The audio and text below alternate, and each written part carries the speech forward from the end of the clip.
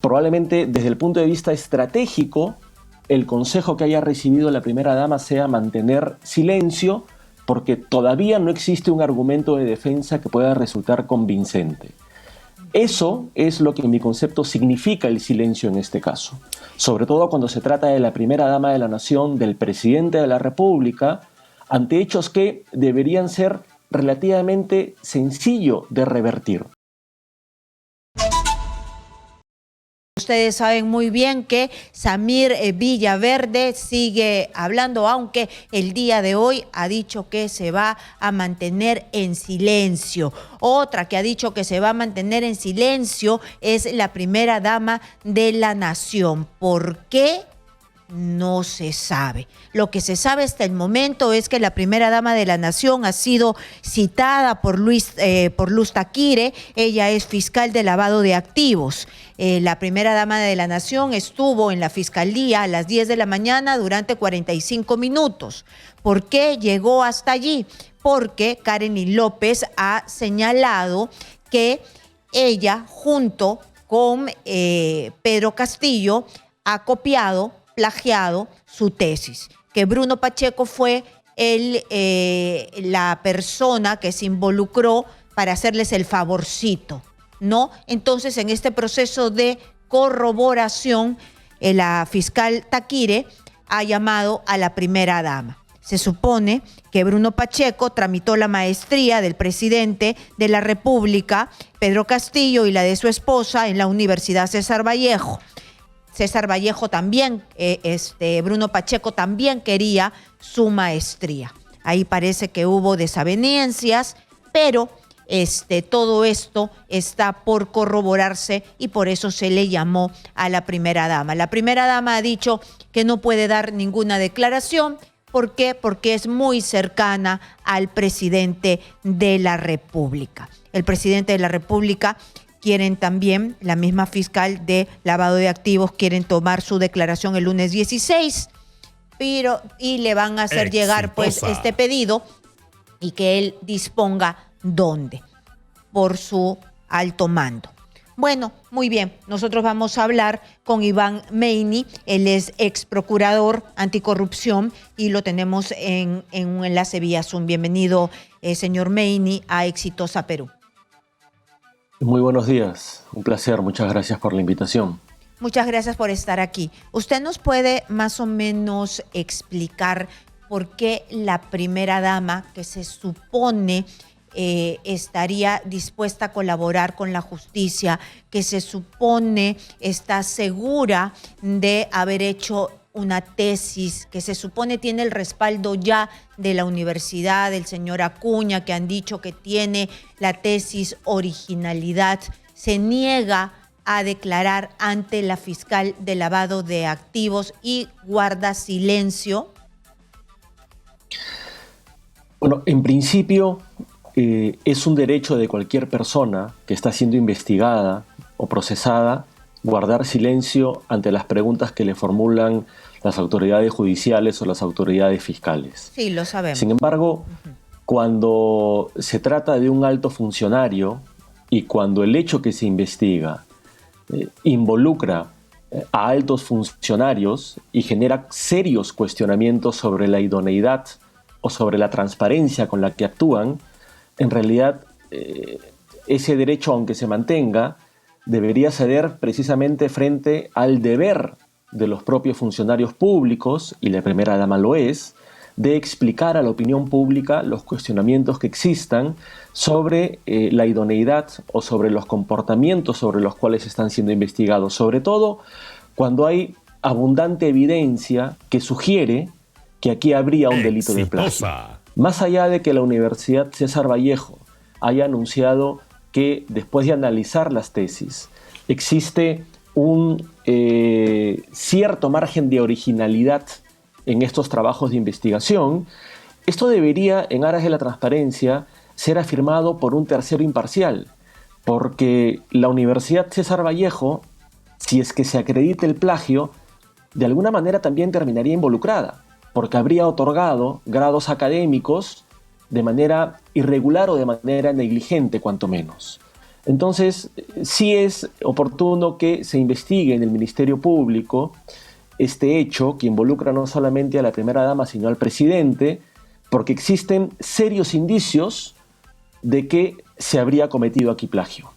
Y el argumento del abogado del presidente, creo, no es de recibo. Decir que la responsabilidad es de los asesores de la tesis y no de quien firma la tesis es un absurdo jurídico. La tesis le pertenece a quien la presenta con su nombre, y en este caso le pertenece al señor Pedro Castillo y a su esposa. Echarle la culpa a los asesores es casi como decir que la culpa del ladrón por cometer un delito de robo es del policía. Claro, además, si es que fuese todo la culpa de los asesores, mejor que le dieran la maestría pues a los asesores y no a Pedro Castillo y a la primera dama. Regresando sobre sus palabras, nosotros sabemos que es derecho de todo ciudadano guardar silencio, pero usted muy bien ha apuntado de que cuando se quiere la transparencia se comienza con hablar, explicar. No nos han explicado. ¿Cuál es el camino entonces? Ellos no quieren explicarle a la prensa. Sus abogados agarran argumentos que en realidad parecen jalado de los pelos y está ante la fiscalía. Entonces, ¿el camino por dónde vendría? El camino vendría por dónde se abren los caminos de investigación, porque ya la primera dama no quiere hablar. Parece que la universidad también tiene ahí, pues es juez y parte, ¿no? Entonces, ¿cuáles vendrían a ser los caminos, las rutas de investigación? Habrían dos posibles rutas de investigación. Una que ya está articulada, que es la investigación ante la Fiscalía. Y una eventual segunda línea de investigación sería alguna comisión que se pueda crear en el Congreso o la Comisión de Fiscalización.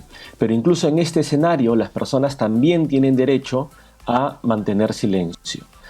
Lo que pasa es que también el silencio expresa, ¿sí? El silencio a veces comunica, significa, y en este caso tengo la impresión de que comunica que no hay argumentos para defenderse frente a las imputaciones.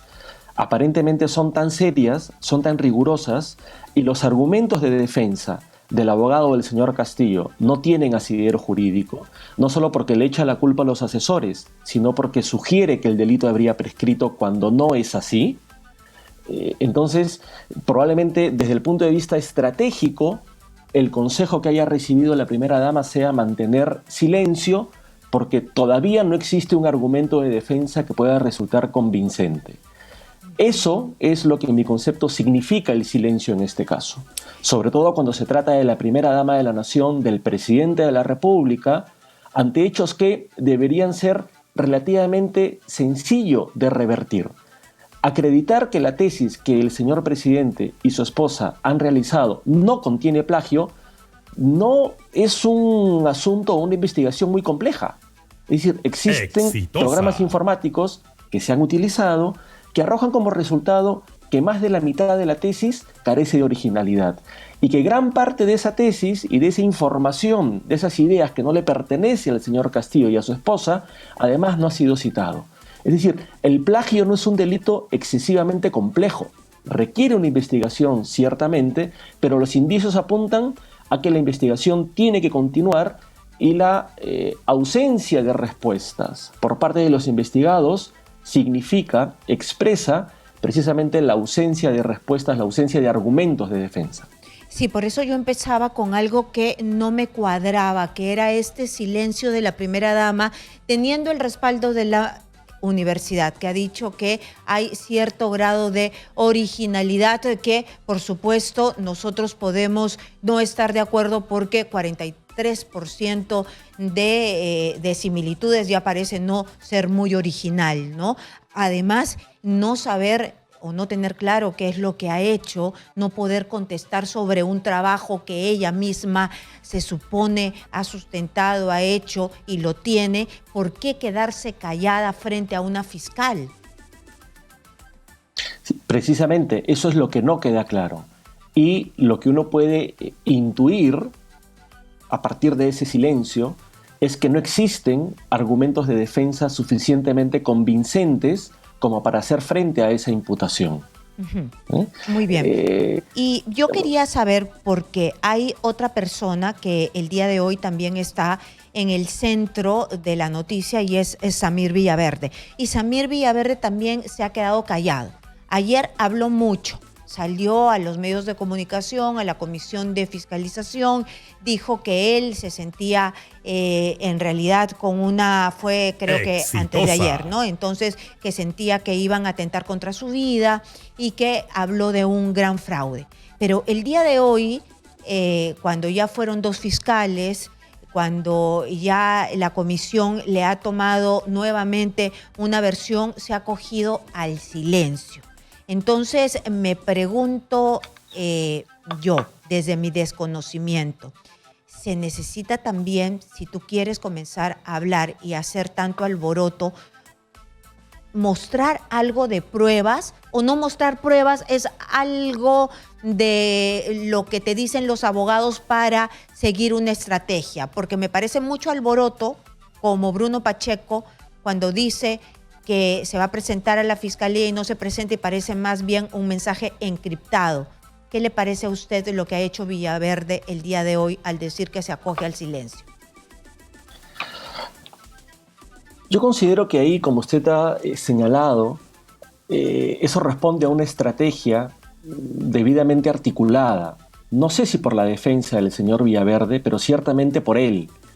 Porque habló ayer en el Congreso y el discurso que esgrimió es un discurso que él sabía iba a activar ciertas reacciones políticas, como ha activado. Si él realmente hubiese tenido la intención de denunciar un presunto fraude, no hubiese empezado por denunciarlo ante el Congreso, sino a través de su abogado ante el Ministerio Público, que es la autoridad encargada de investigar eso. Cuando ha tenido la oportunidad de hacerlo hoy día, cuando ha tenido la oportunidad de presentar pruebas o de detallar la información que tenga acerca de un presunto fraude, no lo ha hecho. Aparentemente no hay una explicación que pueda explicar o sustentar este silencio. Pero lo que va quedando claro, al menos para quien habla, es que si revisamos el historial del señor Villaverde, es una persona que fue expulsada de la FAP por actos ilícitos, estuvo condenado por participar de un robo a mano armada en un restaurante junto con otras personas, estuvo condenado luego por fe pública y por colusión, y el señor presidente de la República, el señor Pedro Castillo, lo convoca para su entorno más íntimo, ¿no? Entonces, es difícil creer que el señor Castillo no haya conocido a quién realmente estaba convocando a su entorno y en quién ha confiado. Que esa confianza hoy día haya sido revertida es un problema del propio señor Castillo. Pero lo que quiero decir con esto es que tengo la impresión de que lo que ha dicho el señor Villaverde ayer ante el Congreso y el silencio frente a los fiscales hoy día es algo que responde a una estrategia. Sobre todo porque ya hemos escuchado a los especialistas en derecho electoral afirmar que la posibilidad de un fraude es francamente muy remota. No solamente tendrían que haber corrompido al Jurado Nacional de Elecciones y a sus magistrados, sino a los tribunales regionales y a los tribunales electorales de menor jerarquía, también a la OEA y también a todos los garantes internacionales que vinieron y que de alguna manera supervisaron y avalaron el proceso de elección. Tengo la impresión, por tanto, que más que querer denunciar realmente un delito, en este caso el señor Villaverde está haciendo ciertos gestos políticos hacia un sector para ver si obtiene algún eventual beneficio. Porque además no olvidemos que él tiene en la actualidad serios cuestionamientos penales que son precisamente por los cuales está privado de libertad. ¿Usted cree que él está mandando un mensaje al presidente de la República?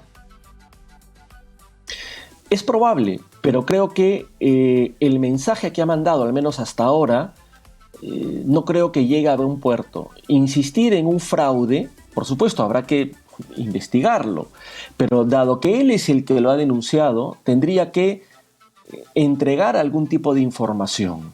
Y cuando ha tenido la oportunidad de hacerlo, con todas las garantías que el derecho le brinda, en presencia de su abogado, frente a los fiscales, es decir, hoy día no lo ha hecho. Le decía, ¿no sería que Villaverde le está mandando un mensaje al presidente de la República, pero en torno a que, mira, tengo todo grabadito, tengo una serie de grabaciones, ya solté una con Bruno Pacheco y quién sabe, he grabado todo?